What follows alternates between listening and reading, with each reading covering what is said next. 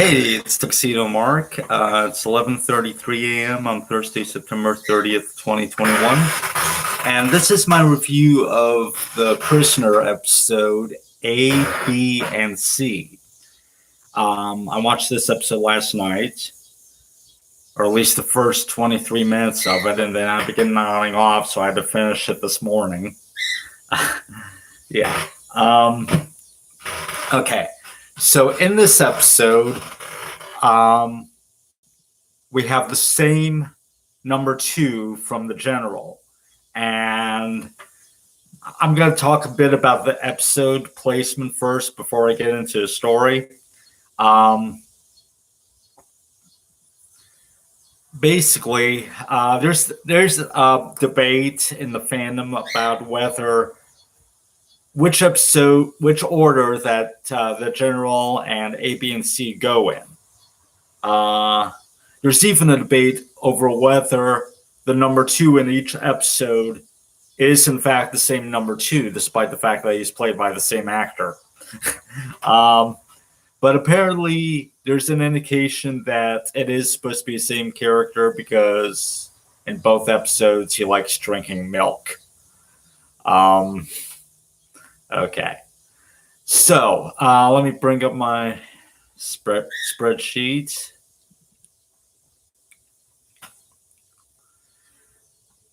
Okay, so the thing with this episode is it was actually produced at number 10, and the general was produced at number 11.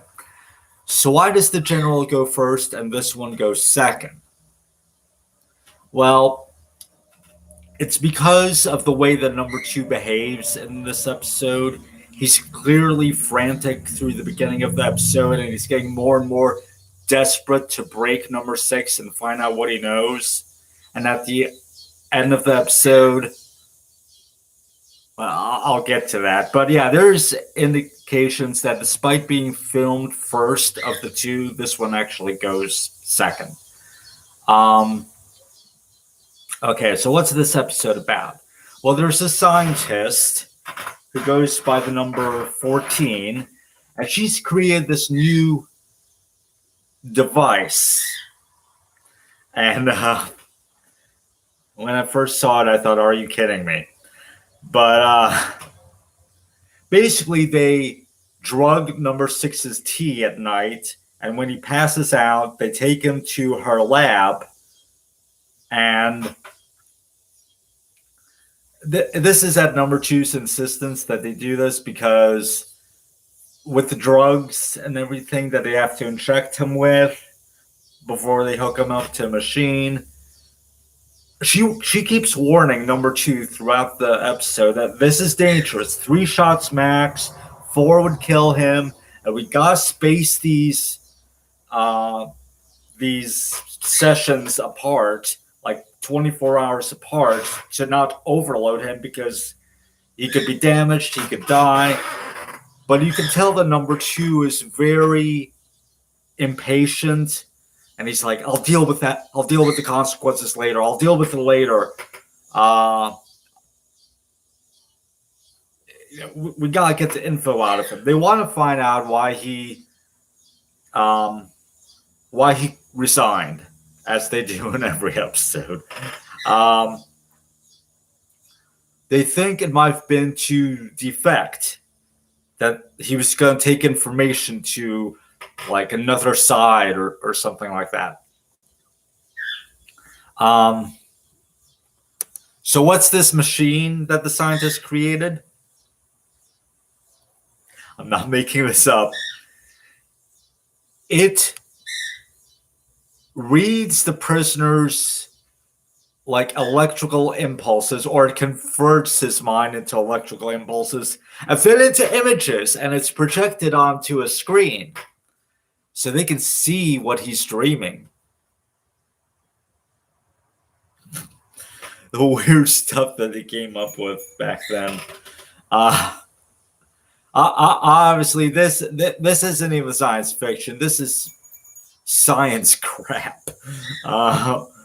But the first thing that they see on the screen is the sequence from the opening theme, where he barges into his superior's office and he throws down the envelope or the paper or whatever, and he submits his resignation, and he's arguing with the guy and all of that stuff.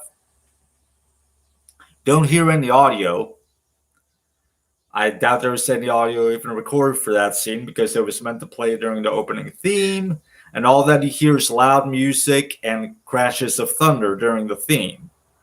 You don't get to hear what he's actually saying in this episode, so sorry to disappoint you.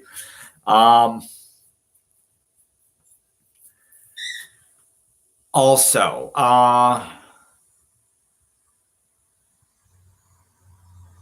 later on, it's established they do get audio of his dreams. They can hear the stuff inside his dreams, except for that one scene where he's presumably giving his reason for a resignation.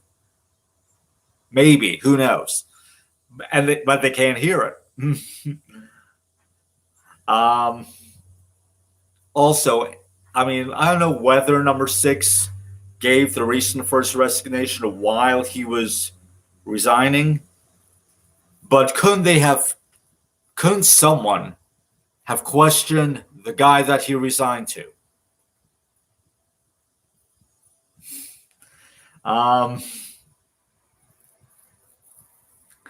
Anyway, so each time the number 2 or number 6 wakes up, he notices a needle mark on his wrist, and it's indicates something's going on. Someone's been doing something to him. It raises his suspicions. The maid that brings in his cup of tea every night for bedtime, I don't know if she's in on it or if she's just serving the tea, but every morning when he wakes up and back in his own bed, the teacup is sitting perfectly as if he never spilled it. So they straightened things out while he's unconscious. But I'm surprised that they were so sloppy with the needle marks on his wrist.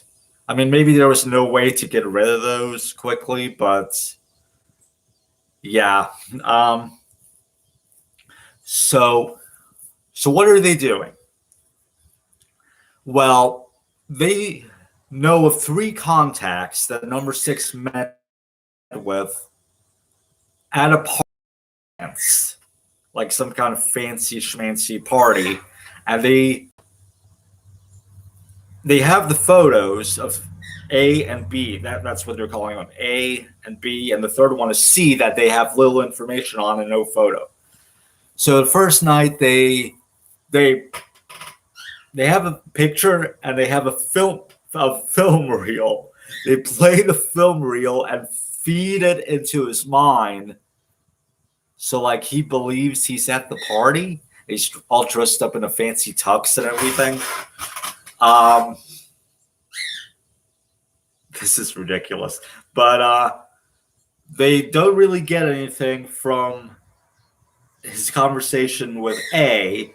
So number 2 wants to go on to B, and number 14 is like, hang on. We can't just do it all at once. 24 hours. So the next night they do it again, and they feed him B, some woman that he had contact with. And number 2, or I think maybe number 14 has this idea to alter his dream. She's going to feed lines into B's mouth so that B speaks them to number 6 in his dream. And she does this by plugging a microphone into her little mind machine. Okay, so she says a line, and then while they're watching on the screen, you see B saying the same line, and B basically questions number 6 about why he resigned and everything, but he's smart and he figures out that she's not actually her. And he's like, you ever get a feeling you're being watched or something like that? So he's kind of onto them. So the next morning, sometime during the next day, he tails number 14 around because he recognizes her. I think he briefly woke up in the lab. But anyway, so he follows her and he hears her go into some kind of secret door in like a hillside or something. But there's a steel door there. He can't get in. So he gets in through like a ventilation thing.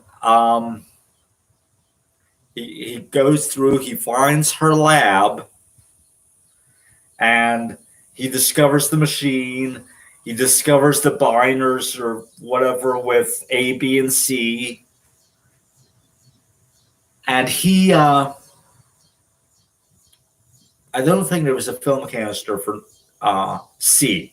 But anyway, he discovers what they're up to. He discovers the drugs that they were injecting him with. So he empties out the needle, the contents of the needle, into like a piece of cloth, and he refills it with water.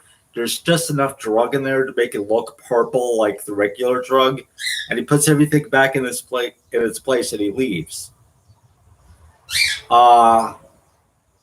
And after he leaves the lab, number 2, he's frantic. He goes to bring up his monitor to find out what number 6 he's doing, and he's like, he's always walking. Doesn't he ever get tired? It's a bit of an over-the-top reaction. Yeah, like, how dare that number 6, like, be walking everywhere? Yeah, what's up with him? It's unnatural. Anyway, that night, number 6 pours his tea out and in the sink and drinks water. But then he collapses anyway, so I think he's just faking passing out. Anyway, they take him to a lab. They hook him up to a machine. And he's asleep, I guess, maybe.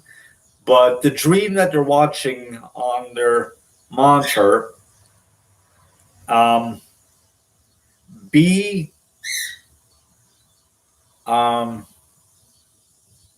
is revealed to be, or no, another woman at the party is revealed to be C, but she says even she has a boss, and she drives number 6 to go and meet him. So number 14's like, oh, we better call this guy D, I guess.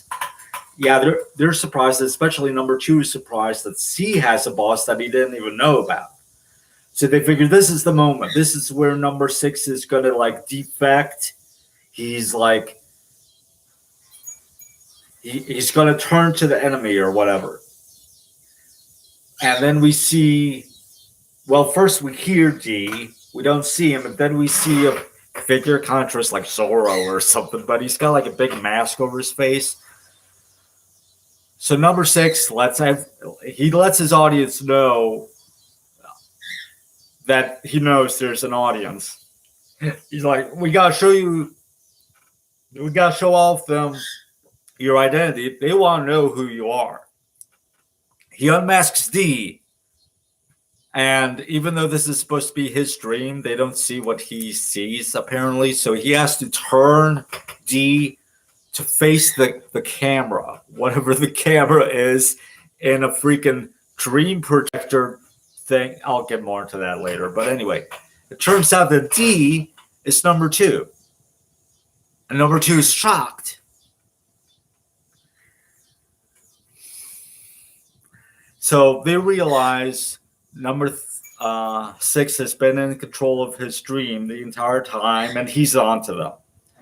So he leaves the place that he's at, and he suddenly appears in the village. And he goes to their lab. So they're watching on this projection screen as he enters the lab in his dream state and gives dream versions of number 2 and number 14 the contents of an envelope, which they think is like secret materials that he's going to defect with. No, it's travel brochures. So he really was just going to go on holiday, and defection wasn't his reason for resigning. Um, so yeah.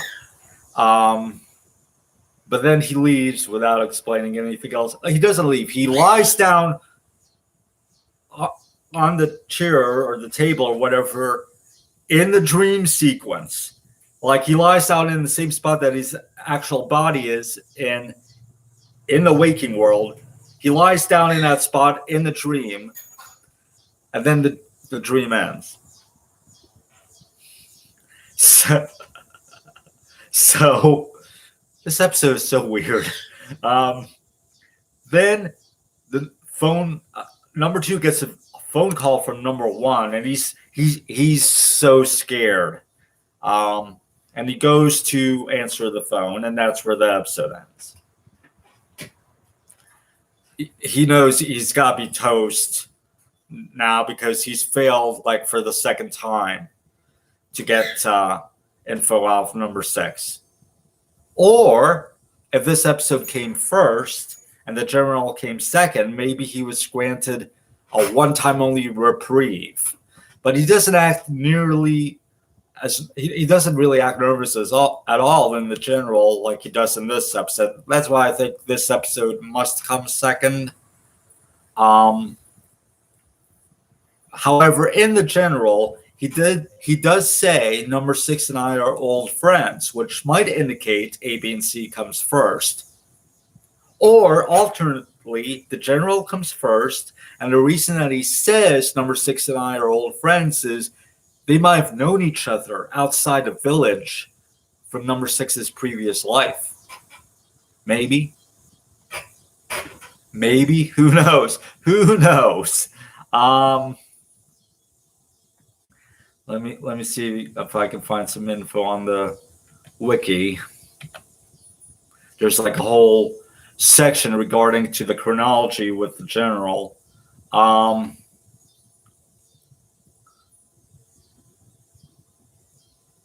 Let's see.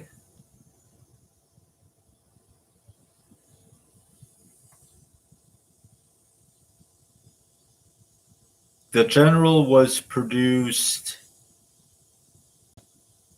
before A, B, and C? Hang on.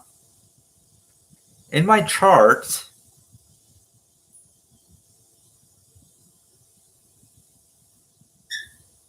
I have the general produced after at number 11, and the A, B, and C was produced at number 10. So why does the wiki say the general was produced before A, B, and C? Let me. Is there?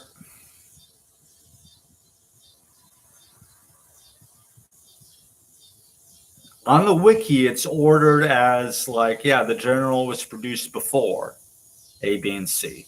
However, let me bring up the list of episodes. That doesn't really help. Let me bring up the list of episodes on Wikipedia. Because I could have sworn when I was making my chart.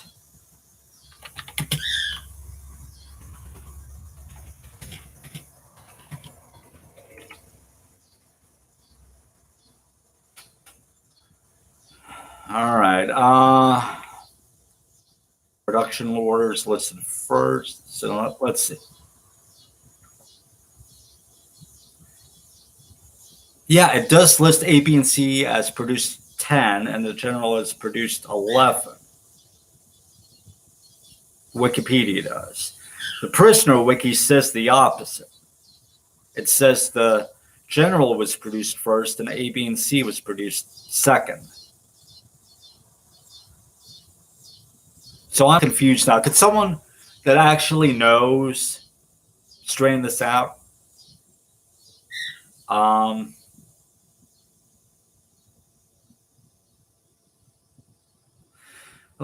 Wait, Wikipedia has articles for all of the episodes. Let's see if there's any info in them about which was actually produced first. A, B, and C has a production code of 11. the general has a production code of 10, according to Wikipedia.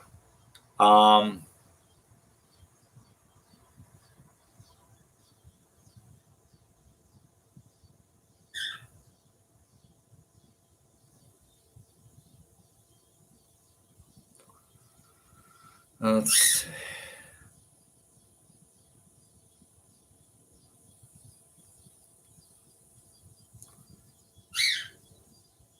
In case you're wondering, the General aired originally long after A, B, and C, but we really shouldn't pay attention to the original broadcast order.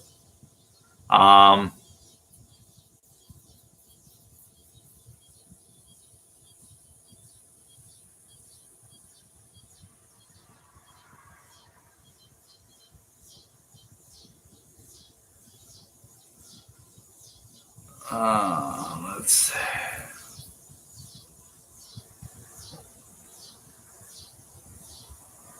It seems a lot of this info about which episode goes before the other that was on Wikipedia was copied to Prisoner Wiki. However, the Prisoner Wiki added the claim that the General was produced before A, B, and C. So this is like the only place that I'm seeing it's being said that the General was produced before A, B, and C. And so I'm gonna doubt that bit of information. But anyway, regardless, in my spreadsheet, I have A, B, and C listed in order from anywhere from number 3 to number 10. So, yeah, I got 3, 6, 7, 8, 9, and 10. Yeah. Anyway, so this episode was kind of weird, and it's definitely not one of my favorites, but it's kind of fun just for the sheer laughability of the device that is used on number 6.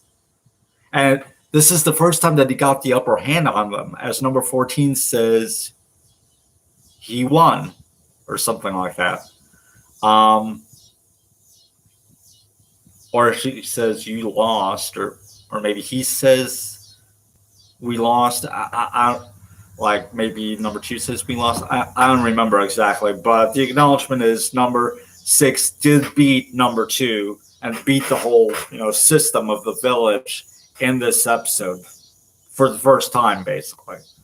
So it is important in that regard, but it's hard to take seriously. I mean, we get glimpses of number 6's life before the village, like he attended a fancy party, but it's like, how much of it can you really trust? And the whole thing about the revelation of who C is, considering number 6 was in control of his dream the whole time during that session, that might not even be accurate. But who knows? I'm glad that number 6 was able to play them. But yeah, it's not my favorite episode.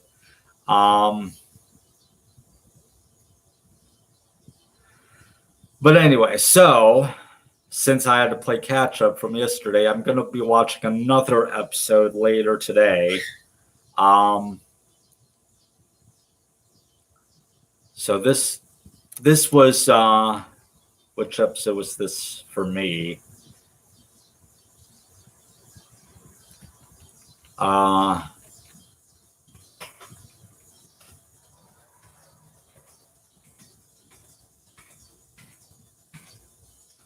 It was number 8 in my order. Okay. All right. I guess that's it. It's 11:58 a.m. and thanks for watching.